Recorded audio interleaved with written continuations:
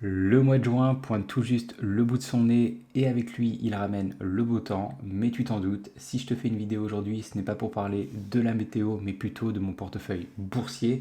Donc on va réaliser un récap après avoir investi 4000 euros sur un compte titre ordinaire. Donc on va regarder les performances de chacune de mes actions et on réalisera une évaluation de mon portefeuille comparé à l'indice S&P 500. Et enfin, je t'indiquerai dans quelle entreprise je vais investir les 250 euros de ce mois-ci. Moi c'est Max et sur cette chaîne, je t'aide à mieux comprendre les marchés boursiers. C'est parti. Et on commence avec Adcore, donc symbole ATKR qui est coté au New York Stock Exchange. Donc c'est une entreprise qui évolue dans le secteur de l'industrie. Donc elle est spécialisée dans la fabrication de solutions de gestion de câbles. Donc j'ai un joli PRU de 83 dollars avec cette action. Cependant, elle a énormément chuté récemment parce que justement son chiffre d'affaires a été impacté puisque le prix en règle générale des matières premières a diminué au cours des 2 dernières années. Donc du coup le prix de l'action est actuellement à 65 dollars, donc je suis en moins-value de quasiment 22% et l'entreprise représente une taille relativement significative de mon portefeuille, un peu plus de 15%. Et au cours du mois, pas grand chose s'est passé, hein. L'entreprise, l'action est passée de 65,90$ à 65,10$, donc elle a perdu 1,2%. Et on continue avec la très controversée Intel. Bon, je pense que je n'ai pas besoin de vous la présenter, vous la connaissez tous, cette entreprise du secteur de la tech dans le domaine des semi-conducteurs. Donc actuellement, je suis en moins-value d'un peu plus de 13% sur cette action. Son prix actuel est de 19,55$. J'ai un PRU un petit peu plus élevé à 22,57$ et elle représente un petit peu moins de 9% de mon portefeuille. Alors oui, tout n'est pas rose pour Intel actuellement, mais je trouve que les derniers investissements qu'elle a réalisés sont plutôt pas mal et devraient lui permettre de revenir sur le devant de la scène. Donc personnellement, ok, je suis en moins-value de quasiment 14% sur l'entreprise, mais je pense qu'actuellement, son prix est encore bradé par rapport aux résultats qu'elle sera capable de réaliser au cours des prochaines années. Et on continue avec Enphase, donc qui est la troisième entreprise de mon portefeuille. C'est une société spécialisée dans la transition énergétique, donc principalement dans l'optimisation et la consommation d'énergie solaire. Donc il s'agit de l'entreprise ayant la plus grosse moins-value dans mon portefeuille. On est quasiment à moins 39%, donc ça commence à être conséquent. Après, elle représente qu'une part minime de mon portefeuille, un peu plus de 4%. Pourquoi l'action s'est faite massacrer? C'est lié déjà à plusieurs facteurs. De 1, il y a des taux directeurs qui sont encore très élevés, donc que ce soit aux États-Unis, mais globalement dans le reste du monde. Donc du coup, les consommateurs sont moins enclins à réaliser des emprunts puisque l'emprunt leur coûte plus cher. Et comme Enphase propose des solutions qui coûtent plusieurs milliers d'euros, voire jusqu'à 10-15 000 euros, forcément, vous réfléchissez à 2 fois avant d'acheter une de leurs solutions. Ensuite, une partie non négligeable de son chiffre d'affaires a été obtenue grâce à des crédits d'impôt. Donc vraiment, il y a eu les États-Unis, mais aussi d'autres pays qui font en sorte de donner des crédits d'impôt pour les personnes qui investissent dans la transition énergétique. Et récemment, justement, Donald Trump a indiqué qu'il allait réduire drastiquement, voire complètement couper les crédits d'impôt accordés à ce type de société. Donc Enphase en ferait partie. Donc on le sait, Donald Trump n'est pas du tout favorable à la transition énergétique. Lui, ce qu'il aime, c'est le pétrole. Et donc forcément, quand la politique nationale n'est pas en faveur de votre industrie, vous risquez de faire face à des années un peu plus sombres. Au cours du mois de mai, l'action a chuté d'un peu plus de 9%, passant de 45,56$ à 41,39$. InMode est la quatrième entreprise dans mon portefeuille qui évolue dans le secteur de la santé. Elle confectionne et fabrique des dispositifs médicaux esthétiques non invasifs. Actuellement, je suis en moins-value d'un peu plus de 22%, mais honnêtement, je comprends mal pourquoi les investisseurs dévaluent autant cette entreprise puisqu'elle est extrêmement bien gérée. Alors oui, son potentiel de croissance n'est pas forcément important. Cependant, il s'agit d'une entreprise qui maîtrise parfaitement sa dette. Elle possède tellement de cash sur ses comptes en banque qu'elle pourrait aujourd'hui, si elle le souhaitait, rembourser l'intégralité de sa dette et il lui resterait encore de l'argent sur ses comptes en banque. Donc ça, c'est tout simplement exceptionnel. Quand vous investissez dans ce genre d'entreprise, vous êtes sûr que c'est une entreprise qui mettra difficilement la clé sous la porte. Et comme l'a dit Warren Buffett, dans les moments très incertains, le cash est roi. Alors avoir du cash sur son compte en banque, c'est bien, mais malheureusement, le cash, il se dévalue avec le temps. Donc il est important pour InMode qu'elle utilise un minimum son cash pour le redistribuer à ses actionnaires. Donc ce qu'elle pourrait faire, c'est verser un dividende. Sauf que non, elle a très bien compris que le dividende n'est pas la manière la plus efficace de récompenser l'actionnaire puisque ce dernier va être taxé une seconde fois. Donc à la place, qu'est-ce qu'elle décide? Eh bien tout simplement, elle rachète ses actions. Et quand on voit aujourd'hui son prix là qui est de 14,66 $, qui représente quand même ici un PER qui tourne autour des 6, ce qui veut dire qu'il te faudrait 6 années pour rembourser ton investissement initial. Donc c'est incroyable. Après, InMode, si elle a été autant impactée au cours des dernières années, c'est parce que oui, son chiffre d'affaires a énormément chuté. Pour quelle raison? Eh bien c'est un peu comme une phase, vu que c'est des dispositifs médicaux qui coûtent très cher, eh bien les chirurgiens sont moins enclins actuellement à acheter ces dispositifs puisque les taux d'intérêt sont relativement élevés, donc ils préfèrent repousser leur achat dans le futur. Cependant, lorsque les taux commenceront à diminuer, eh bien, la croissance du chiffre d'affaires repartira de plus belle. Au cours du mois de mai, il n'y a pas eu énormément de changements puisque l'action s'est appréciée de 0,6%. Et on continue avec Medpace Holdings qui fournit des services pour les essais cliniques des entreprises biotechnologiques et pharmaceutiques. L'entreprise ne représente pas une taille importante dans mon portefeuille, un tout petit peu plus d'1%. Nous sommes en moins-value de 7,5%. Et au cours du mois de mai, l'action s'est dépréciée de 3,3%. Mercado Libre, retiens bien ce nom. Il s'agit probablement de l'entreprise avec le plus de potentiel dans mon portefeuille. Donc c'est le pendant d'un Amazon et d'un PayPal, mais sur le marché sud-américain. Actuellement, on a une jolie plus-value de quasiment 47%. Donc ça, on apprécie. Il s'agit de la plus grosse position de mon portefeuille, donc on est quasiment à 30%. On a un joli PRU de 1745 $.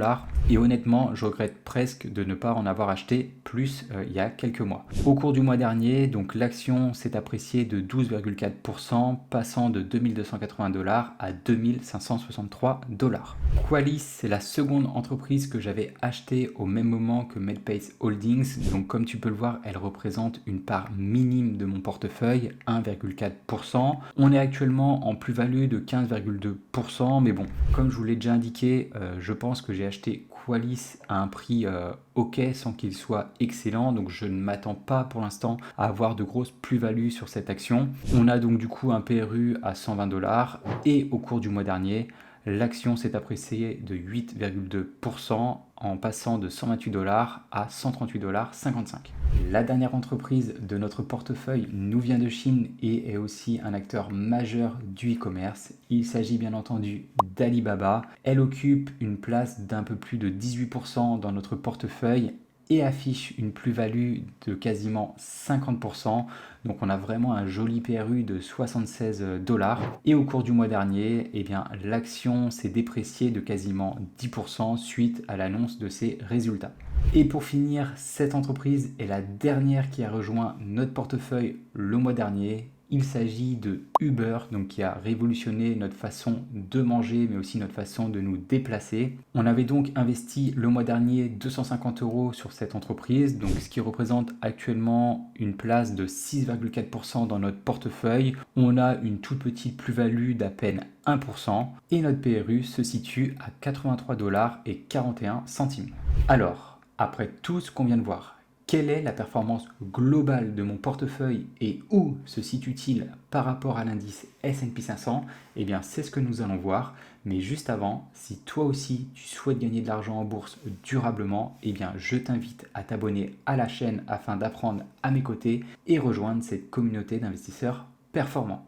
Au début du mois de mai, mon portefeuille affichait une valorisation de 4142 $, donc ce qui représentait une plus-value de 3,04%. Au même moment, le portefeuille fictif S&P 500 avait une valorisation de 4198 $, soit une plus-value de 4,02%. Donc au début du mois de mai, le portefeuille S&P 500 battait mon portefeuille de quasiment 1%. À la fin de ce mois de mai, mon portefeuille affiche désormais une plus-value de 3,29%, ce qui représente une valorisation de 4445 $, tandis que le S&P 500 affiche une plus-value de 7,95%, soit une valorisation de 4659 $. Donc là, mon portefeuille fait moins bien depuis sa création que le portefeuille S&P 500 de 4,66%.